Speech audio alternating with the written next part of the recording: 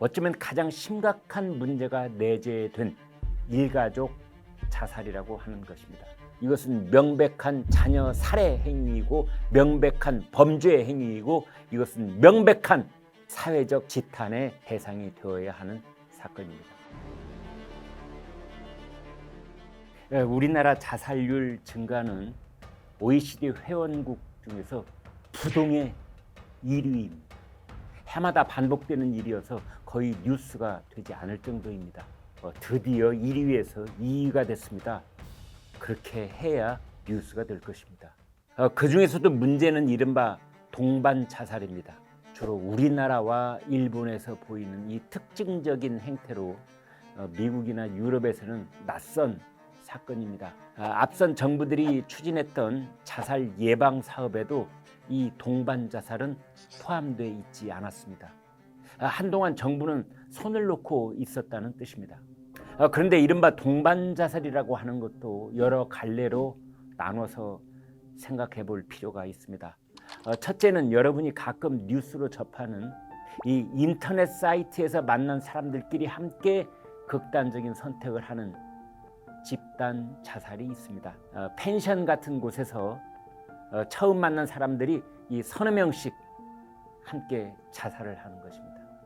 둘째는 오랫동안 서로 알아왔던 사람끼리 함께 목숨을 끊는 경우입니다. 셰익스피어의 로미오와 줄리엣을 떠올릴 수도 있겠고요. 우리나라에서는 일제강점기에 사회 찬미를 불렀던 광막한 광야에 달리는 인생아 이렇게 하고 노래를 했던 윤심덕이 귀국길에서 연인 김우진과 함께 현해탄에 몸을 던졌던 사건을 생각해 볼 수도 있겠습니다. 그러나 오늘 얘기해 볼 행태는 어쩌면 가장 심각한 문제가 내재된 이른바 일가족 자살이라고 하는 것입니다. 최근 전남 완도에서 함께 죽은 사체로 발견된 사람들이 있죠. 30대 부부인 남녀와 그들의 딸인 10살 박이 조유나 양이 숨진 채 발견된 사건 말입니다. 거의 한 달 동안이나 실종 상태에 있다가 나중에 바다에 빠진 상태로 양식장 근처에서 아우디 차량이 먼저 발견이 됐고 차량을 인양한 뒤에 그 안에 있는 일가족이 발견됐습니다. 우리가 갖는 관심의 초점은 동반 자살이 아닙니다. 이게 어떻게 동반 자살입니까?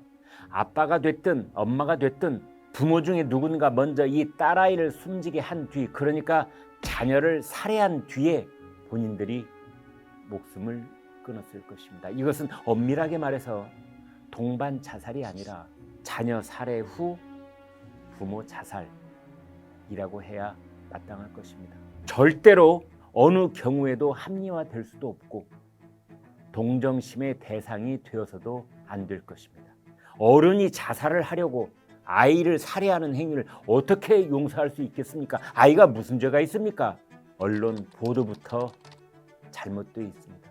이러한 가족 집단 죽음을 동반 자살이라고 표현하면서 그 심각성과 책임을 희석시키는 것입니다. 생활고가 어떻다느니, 자녀에게 장애가 있을 경우에는 또 자녀가 어떻다느니, 또 부모 중에 누군가에게 치유가 어려운 질병이 있을 경우에는 또 뭐가 어떻다느니 해서 이러한 자살 이전에 치러지는 자녀 살해라고 하는 범죄 행위가 혹여 동정심의 대상이 되는 것은 정말 어이없는 일인 것입니다. 이번 가족 집단 죽음을 보면서 뭔가 잘못된 접근을 볼 수 있었습니다. 가족을 건사했던 가장인 아버지가 무슨 코인에 투자했다가 크게 돈을 잃었다는 쪽에 방점을 찍는 그런 뉴스 기사들입니다. 그래서 마치 최근에 폭락 장세를 보여준 가상화폐 시장, 그리고 그쪽으로 20대 30대 세대들이 마치 벌나방처럼 모여들었던 사태, 이것을 적절하게 관리하고 통제하지 못했던 금융당국 등등을 거론을 하면서 어떤 사회적 경제적 책임을 함께 물으려는 태도 말입니다. 흔히 말하는 생활고 때문에 스스로 목숨을 끊을 수밖에 없었다는 분석인데요. 여기에 자녀를 먼저 살해하는 방식까지는 절대로 동의할 수 없습니다. 이것을 잘못 접근하면 어떤 가족의 집단 죽음을 사회적 책임으로 몰아가거나 혹은 국가의 관리 부실로 떠넘기는 경향을 볼 수 있는데, 물론 그러한 문제도 중장기적으로 점검해야 옳을 것입니다만, 그에 앞서서 이러한 부모들의 행동은 절대로 용서받거나 동정심의 대상이 되어서는 안 된다는 것입니다. 본인들도 죽어버렸기 때문에 우리 형사법에서는 그냥 공소권 없음으로 결론 짓고 넘어가려고 할 것입니다. 가족들 말고 외부인이 참여한 타살의 흔적 혹은 자살의 조력한 흔적을 잠시 찾으려고 하다가 관둘 것입니다.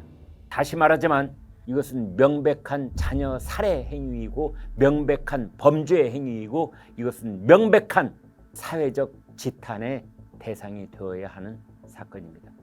혹시라도 동정심 비슷한 분위기가 생기면 그것은 반드시 모방 범죄로 확산될 수 있다는 점을 절대 잊어서는 안 됩니다.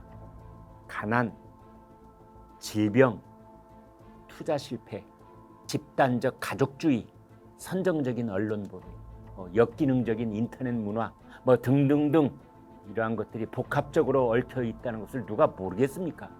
특히 일가족 살인 자살은 46%가, 그러니까 절반 가까이가 생활고 때문인 것으로 파악되고 있습니다. 그래서 흔히 언론이 사회의 안전망 구축이 시급하다느니, 안전망에 대한 접근성 문제가 대두됐다느니 하면서 이러한 사건의 핵심 요점을 흐려버릴 수가 있는 것입니다.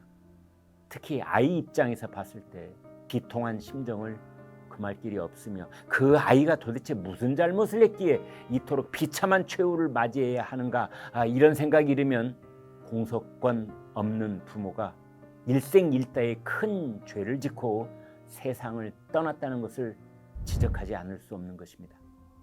이것은 10살 먹은 딸아이를 마치 부모의 소유물처럼 여겼다는 측면도 있고, 그러한 극단적인 이기심이 이른바 가족이라는 테두리 속에 용서받을 것이란 착각이 있는 것입니다. 이런 죽음은 부모 자살보다 자녀 살해를 앞에 두어야 하는 사건입니다. 통계적으로 보면 이렇게 부모가 자녀를 먼저 살해하고 본인들이 목숨을 끊는 사건은 1990년대 그리고 2000년대 모두 한 해에 2건에서 4건 정도 발생하는 것으로 나타나 있습니다. 그러나 엄마가 아이들과 함께 목숨을 끊는 경우 혹은 아빠가 아이와 함께 극단적인 선택을 하는 경우까지 다 합치면 해마다 10건 안팎의 비슷한 사건이 벌어집니다. 원인을 따져보면 부부 간의 불화, 경제적 곤란, 부부 한쪽의 정신질환 이런 요인들이 떠오를 수 있습니다. 제가 개인적으로 잘 아는 소설가 한 분은 이런 고백을 한 적이 있습니다. 자신의 작품 속에 엄마가 아이 둘을 데리고 건물 옥상에서 떨어져 죽는 장면을 묘사한 적이 있답니다. 그런 뒤 조마조마하면서 고민에 휩싸였다고 했습니다. 우리 사회를 너무 극단적으로 묘사한 것이 아닌가 하는 자괴감 때문이었지요. 그런데 며칠 뒤 신문을 보니 어떤 엄마가 아이 셋을 데리고 투신했다는 사건이 보도돼 있더랍니다. 그래서 더 혼란스러웠다고 합니다. 우리 사회가 이미 숨진 사람에 대해 공소권 없음이라고 처리하듯 매우 너그럽게 대한다든지, 동정심을 불러일으키는 여론몰이를 한다든지, 혹은 심지어 그 자살자를 영웅으로 만든 일이 반복되고 있습니다. 가족을 먼저 죽이고 본인도 목숨을 끊는 일은 살인 자살이라고 하는 씻을 수 없는 범죄라는 사실을 다시 한번 강조하고 싶습니다.